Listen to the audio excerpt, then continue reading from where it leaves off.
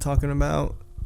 YouTube friends, what's going on? David Lee back with a brand new video, and today we're talking about the Canon C100 Mark II and if you should be using it in 2018. This review video is going to be like a review slash overview of my thoughts on the camera, the C100 Mark II, using it in a documentary style setup, as well as probably like a YouTube setup.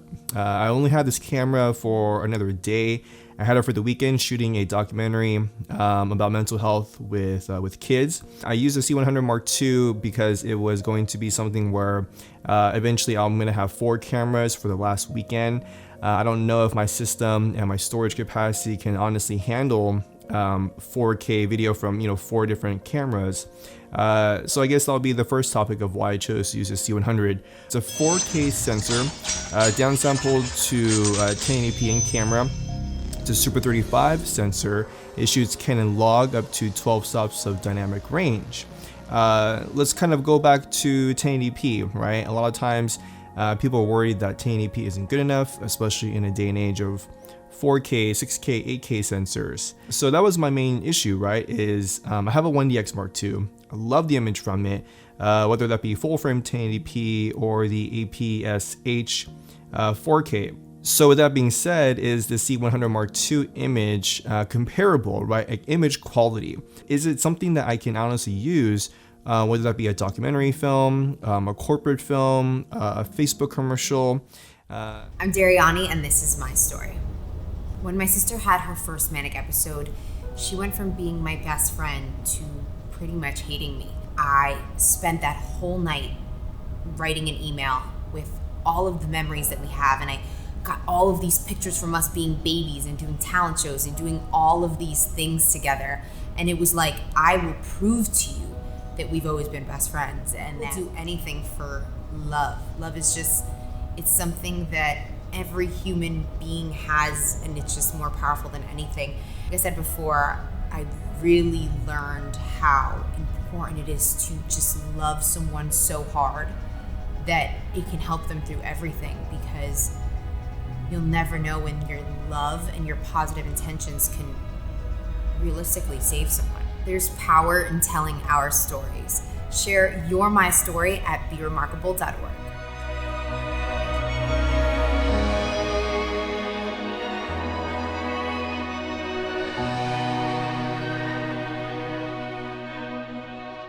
What I've seen so far with the camera is if you're using Canon log, you'll be able to get the full 12 stops of dynamic range. With that being said, as it is log, it's very similar if you're shooting S-Log, S-Log 2, S-Log 3, which I'm very familiar with. You do end up with a little bit of noise depending on what you're filming. My experience, if you're filming anything with like home, an apartment, like walls, those tend to add a ton of noise, even if they're pretty well lit. What I gather so far from the camera, as far as internal recording, because that's all I did, I have no external recording to an Atomos or any external recording for ProRes. What I found so far is as long as you're not pushing the grade too much, it's a very clean image, and it's a very filmic image. However, once you start pushing the grade, even just a little bit, it doesn't tend to break down, but you can start to see that the color space just isn't enough to handle any kind of like intense color grading. So compared to the 1DX Mark II, I can really push that grade in 4K and 1080p, kind of like halfway, but in 4K I can really push the grade. The C100 Mark II with the internal recording, like I said again, as long as you're color correcting it, you're good. If you're adding a little bit of a grade, a little bit of mojo, something like that to kind of spice it up, you have to be really careful with how much you're pushing it. The next thing is talk about audio, because obviously if you're getting any kind of cinema camera or documentary film making camera, audio is super important. The one thing I don't like about the audio setup with this is you need the top panel in order to get XLR inputs into the camera. The top panel, it's okay. It's kind of finicky because it just kind of screws on, and so it does wobble a little bit depending on how long you're using the camera, what kind of lens you have in front of the camera. The preamps are very good though, and they're really easy to adjust volumes. I had a shotgun mic attached for the whole time during the documentary. And so it's easy to change the levels for it. The preamp quality is pretty good. And at the moment, I'm actually using the Deity S Mic II, ran straight into the XLR inputs of the C100 Mark II. Usually I go external recording to an H4n, so it'd be interesting to see, and you guys can hear if the quality is just as good, lower, or better than going externally. So that's audio. Number 3 is the built-in NDs. I've used solid NDs before. I don't really use them much. I only own like a 2-stop Tiffin ND, a solid ND filter. That's a 77mm filter thread. I usually use variable ND as I'm someone that likes to have full control over their exposure. And the reason why is because when you're filming in a long profile, you typically want to stay at the native ISO for that profile. So if you're a Sony user, S-Log2, 800 ISO, right? You kind of want to stay there. You don't really want to go up unless you have to. With Canon log on the C100 Mark II, it's 850. So I was trying to stay at 850 for everything. So, how do you expose, right? You can either stop down your lens. Say if you have an f2.8 lens, you have to stop down to f4 or f5.6.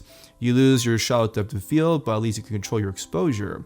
Having built-in NDs is really handy because if you're, say you're pointing in one direction and, the sun's just coming in, you need to stop down immediately. You have 2, 4, 6 stops of built-in NDs.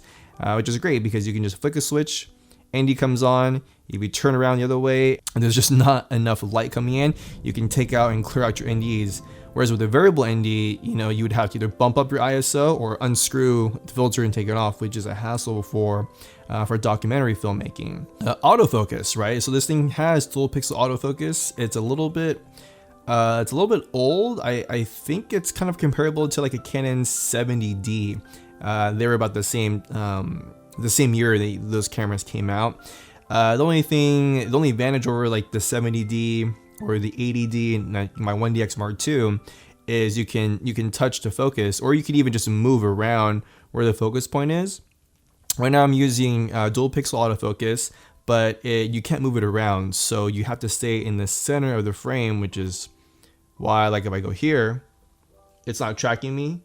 If I go here, it's not tracking me. If I go back in the center, it's tracking me. This camera does have face tracking, but you need to have EFS lenses. So like the 18 to 55 kit lens, like those lenses, I think the 51.8, like basically like the lower end lenses, which I don't understand. Like, why would you have a cinema camera, regardless if it's like the lowest tier cinema camera, why would you have it so that it can only use EFS lenses that optically aren't as good as like an L series lens, or even like a Sigma Art lens, which I have? I don't get that, but I guess that's just how it is. So just know that if you are using like high quality optics, non-EFS lenses, you're only gonna get center frame dual pixel autofocus, but it works pretty good. Right now I'm on the Sigma 24mm f1.4. I am at f1.4, and if I'm here, go out here, right? I mean, it's pretty good. f1.4, it's tracking me beautifully. So dual pixel autofocus again for the win. Dynamic range. So this camera has 12 stops of dynamic range. I think it's probably better. You're getting about another full stop, maybe a full stop and a half compared to the 1DX Mark II. That camera doesn't have Canon log at all. So I usually use the EOS HD custom log profile. You don't get any more dynamic range. If anything, it just kind of helps out with playing around with the shadows a little bit. So it creates some more of a contrasty look in camera, which is what I like. This camera, again, like the highlights don't tend to roll off as nicely as with S-Log. But I would say comparatively, right, if you're comparing this camera to a 1DX Mark II, a Canon 60 Mark II, Canon 80D or anything that doesn't really have Canon log in it, you are getting at least another full stop or a stop and a half into the highlights, which is pretty good. I mean, the C100 Mark II, it's a great little camera. There's a ton of features on it. You have built-in waveforms, so you have something to use for exposure. You have zebras as well too. You have peaking, which I've had to use a lot on this camera. I have my small HD focus on top of it, but if you don't have any external monitor on top of your camera, it's kind of hard to honestly use the flip out LCD screen. And the viewfinder is actually really good. The only thing is, if with the viewfinder, right, you have to be filming like this the whole entire time to use it. The flip out LCD screen, it's good if you're like tucked in and really close so you can see it. But if you're farther away, it's really hard to see the screen because it's only so big. So the only issue I have is with that is the screen is kind of small depending on how you're filming. If you're filming sort of like a DSLR where, you know, everything's kind of just in your face, then it works out really well. The brightness levels are pretty good. It has view assist features, so you don't have to look. So if you're using Canon log, you don't have to be looking at a flat log profile the whole time. It'll give you an idea of what the image can look like in post. And overall, I mean, ergonomically, it's a very, very well built camera. It feels like you're just using a DSLR, except you can take off the top panel, you can take off the side grip, and have this very modular system. So at the end of the day, I guess the question is the C100 Mark II something you can use in today's day and age of 4K cameras, GH5, Sony a7 III, the new Blackmagic Pocket Cinema camera, right? There's all these cameras that have high frame rates, that have high bitrate recording, that are small, that have a good enough battery life, and options where you can use a dummy battery and have that connected to a larger battery source for longer lasting recording. I'd say the only thing that cinema cameras, at least like lower end cinema cameras, have an advantage over the DSLR, the DSLM cameras, is if you do a lot of event recording or documentary filmmaking where you have to keep rolling, like you can't stop, that is an advantage, right? Is these cameras, you can just keep recording, and the only time it'll stop is if you physically stop the camera, or if your memory card runs out, or if your battery runs out. Audio is another thing, right? You have to either use some type of external audio box, like a mixer. I have the Beach Tech Micro, and it's a small little thing.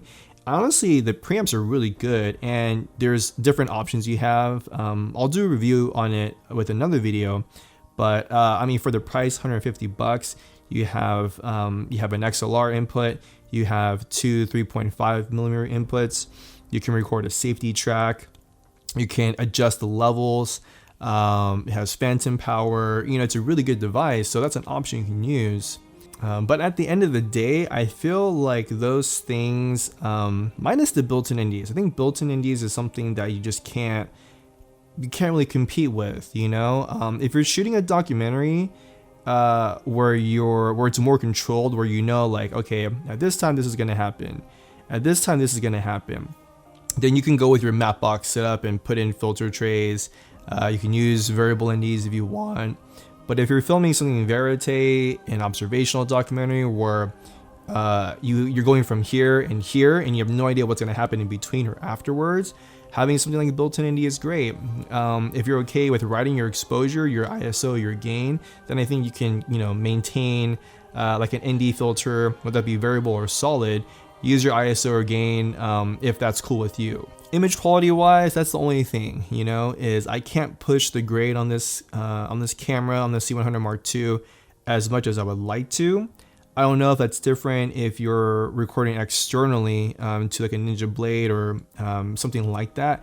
Maybe it's different, I don't know. But as far as I know with the internal recording, I can't push the grade as much as I can with S-Log2 or with my 1DX Mark II. So with that being said, the C100 Mark II is something that I feel is great if you're not pushing the grade and you need built-in XLRs, you need your ND filters, you need something small that records to SD cards, that has great, phenomenal battery life. And the C100 Mark II is a great camera. For me, it's not something that I'm going to purchase because at the end of the day, it's the image quality. Dynamic range, yeah, it's not as great as my 1DX Mark II, but I feel like with the 1DX Mark II, the image overall is just, it's something that I love. It's a more pleasing image, and it's something that I can really push the color grade more. So those are my thoughts on the Canon C100 Mark II. Again, I've only had it for a little bit of time. I'm going to be renting it again for to finish up the rest of my documentary that I'm filming. So I'll have a little bit more time with that. But those are my thoughts on the camera. And if you were looking into getting a C100 Mark II in 2018 going into 2019, some things to consider. If you have any questions, leave them down below. I'll be more than happy to answer them for you guys. Hit me up on Instagram. Follow me at David Lee. Send me a DM if you want to know more about what I'm doing with filmmaking, with documentary filmmaking, or in my corporate stuff. Like the video if you liked it. Subscribe to my YouTube channel just so you're notified of new content coming out. And remember, friends, every day you have an opportunity to create your experience and to write and tell your own story. My name is David Lee, and I'm gonna catch you guys in the next video.